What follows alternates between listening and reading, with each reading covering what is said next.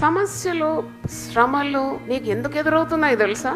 దేవునికి ఏదో ప్రణాళిక ఉన్నది. ఎంత ఆలస్యం అయితే అంత మహిమ దేవునికి కలుగుతుంది. హల్లెలూయా.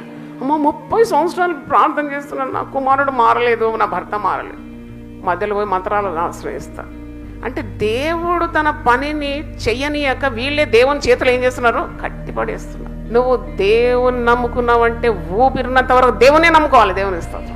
ఎందుకంటే మన పితరులు ఆయన యందు విశ్వాసం ఉంచి వారు ఎప్పుడు సిగ్గుపరచబడలేదట. పితరుల దేవుడే మన దేవుడు. మన నమ్మకాన్ని ఎప్పుడు వమ్ము చేయడు. అయినా పర్వాలేదు. అందుకే యోబు అంటాడు, ఆయన నన్ను చంపినా నేను ఆయన యందు విశ్వాసం, let him kill me but I will trust in my God. ఆయన ఎవరిని మనపూర్వకంగా చంపడు, మనపూర్వకంగా బాధ పెట్టడు. ఆయన నీ ఆశ భంగము కానేరదు. దేవుని స్తోత్రం. హల్లెలూయా.